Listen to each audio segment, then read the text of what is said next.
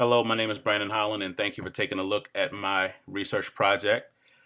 It was about job satisfaction for athletic trainers who also have double duty as teachers.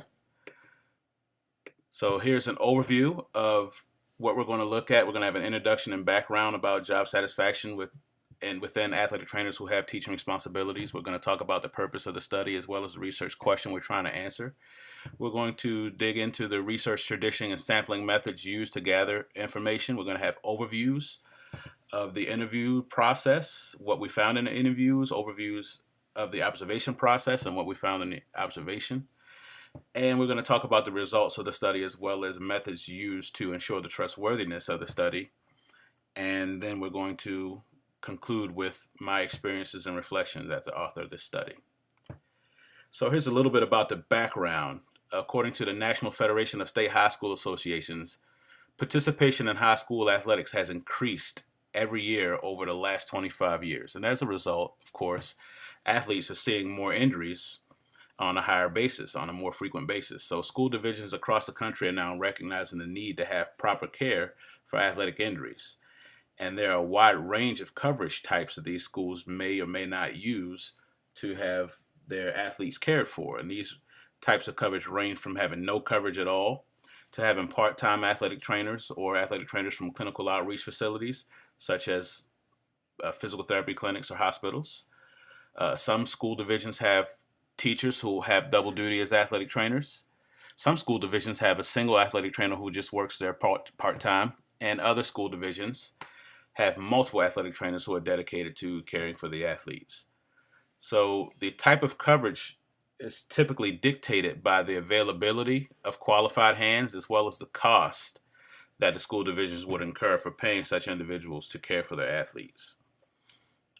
Some coverage types may be associated with burnout and low levels of job satisfaction, which leads us into this project and this presentation.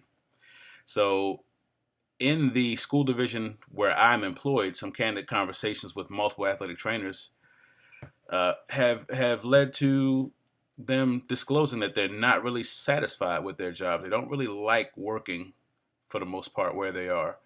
And when you dig deeper into these conversations, a lot of them will actually admit to you that they are seeking to be employed somewhere else because they're really that dissatisfied with working here. And there's a high turnover rate of athletic trainers in the county. The average amount of experience for athletic trainers in this county, they stay on average about 2 to 3 years before they move on. And one of the high schools in particular has actually had 6 athletic trainers that they've hired over the last 5 years.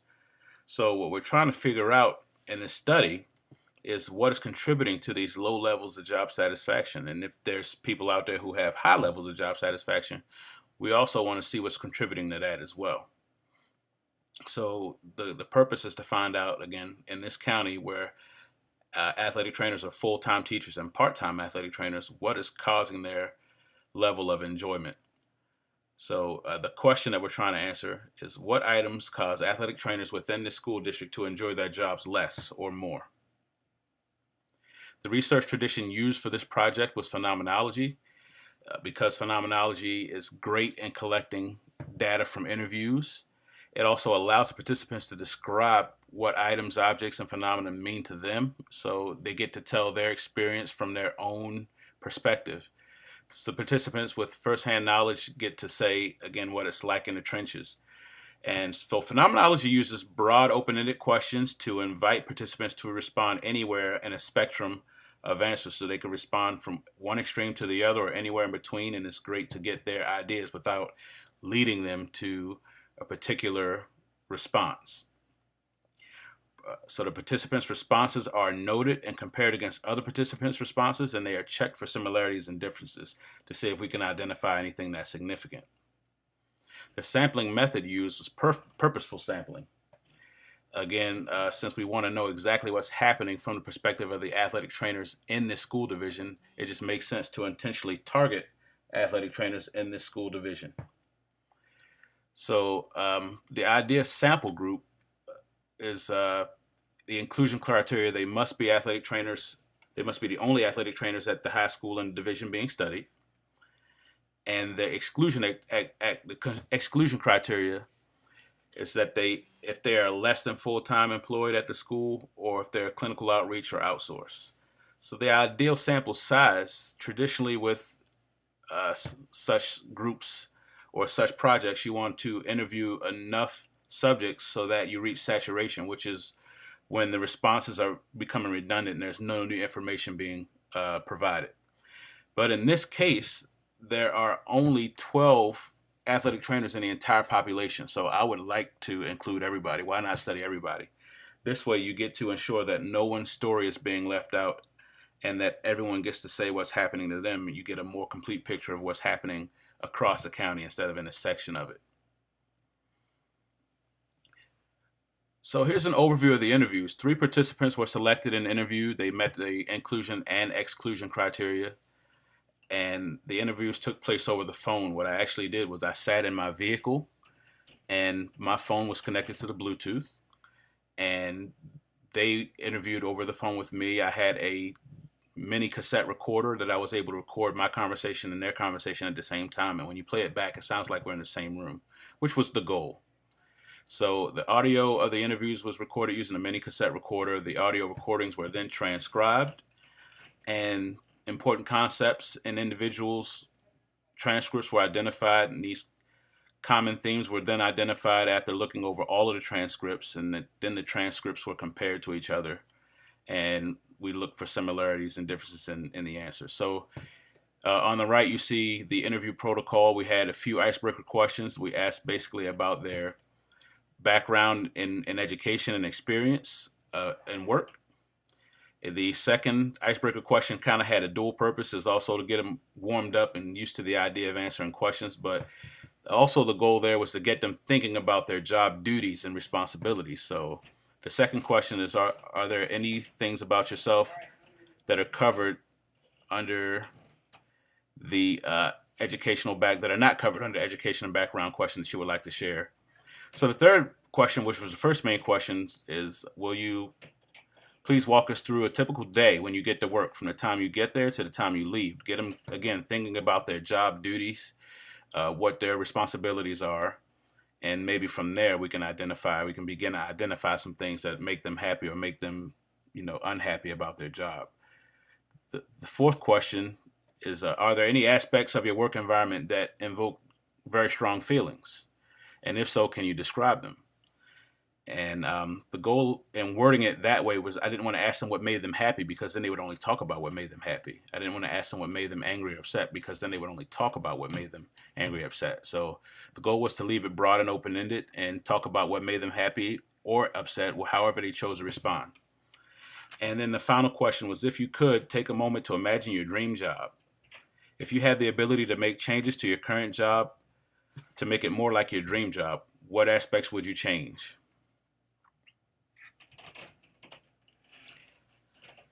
So after the interviews took place, I looked over the transcripts and I identified some important words, phrases, and paragraphs and highlighted them. And I, again, compared them, all of the transcripts, against each other to come up with some common themes and codes. So the codes that we came up with were the main domains were education, work experience, personal value, which is things that are intrinsically important to that person, job duty and description, negative sentiments, which were things that they disliked about their job, positive sentiments, which are things that they really enjoyed about their job, and then desired change, which were things that they would alter if they could make their current job more like their dream job.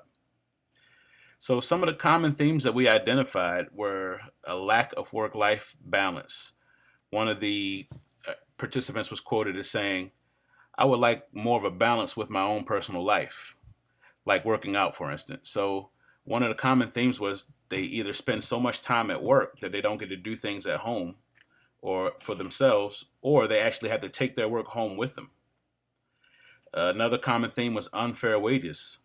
One of the participants was really passionate about talking about unfair wages, and he said, quote, sometimes we work up to 20 hours of overtime in a week and we don't see a red cent for it, end quote.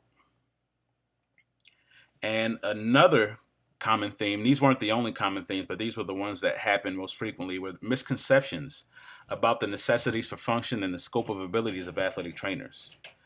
As a participant said, I think most of the things I don't like about my job are either a direct or indirect result of people not understanding what we do.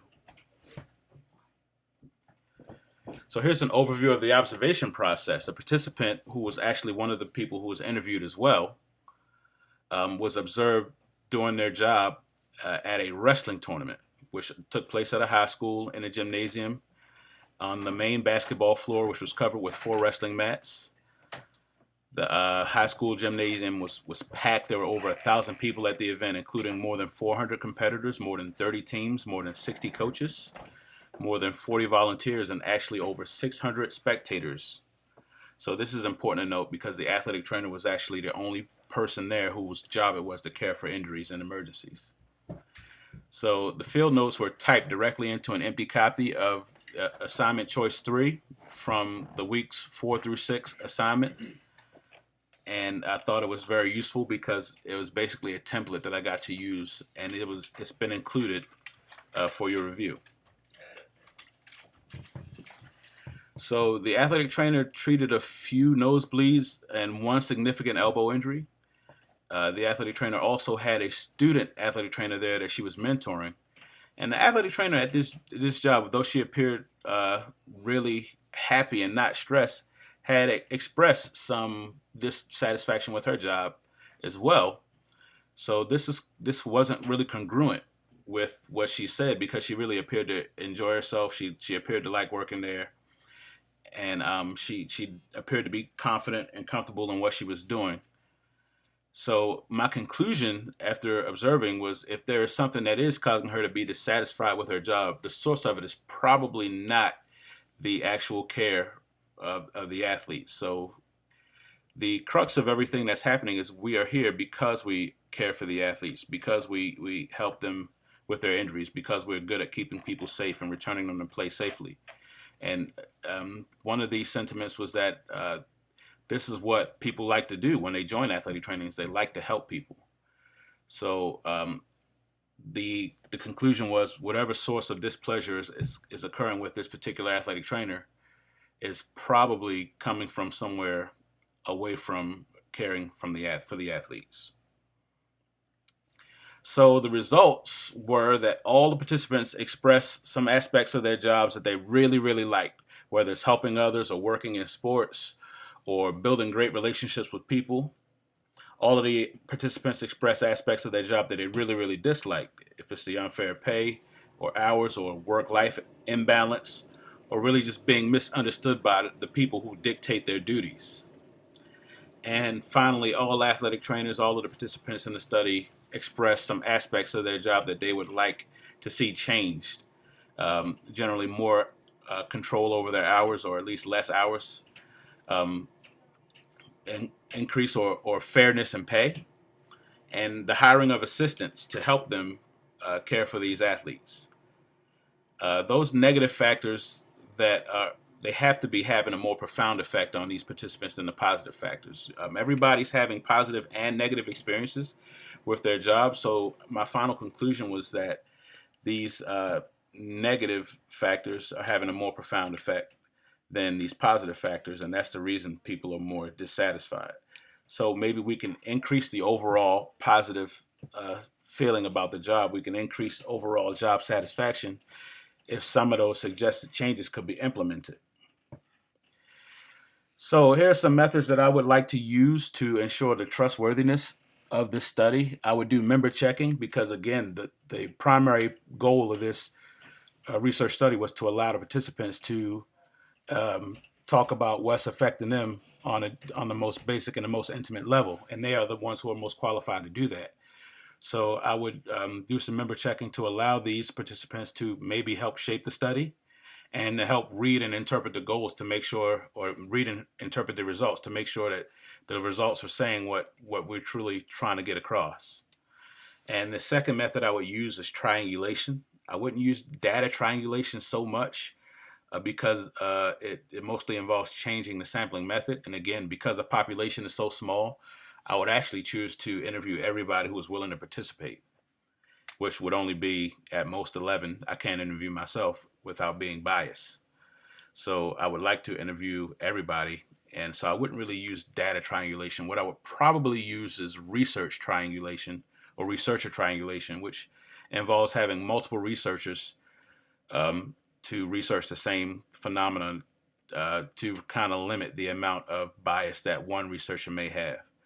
So maybe with additional researchers, maybe some who are not ATCs or some who are ATCs but who don't have experience in this particular school division or this type of clinical setting can apply their research without the bias that I couldn't help but find myself feeling as I conducted this research. So finally, we'll wrap up with my experiences. We're going to talk about, then we'll be done. The most challenging aspect for me was removing my bias. Every time the athletic trainer said something, I could immediately relate to it. And I found myself wanting to participate and feed off of it. And I had to really, really try to maintain a neutral distance from the athletic trainers who I was interviewing. So I didn't want to lead them by empathizing with what it is that they were saying.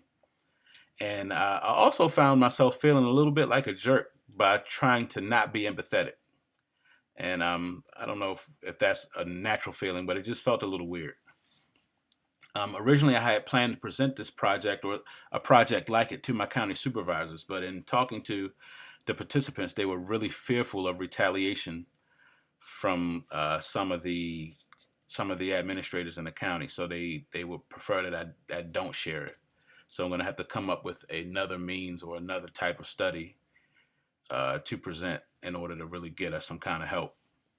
And even with the documents being de-identified, because our population is so small and so intimate, some of the details that were in the participants' interviews can actually lead to their identification. So that's one of the reasons they were really concerned about me sharing this with our administrators.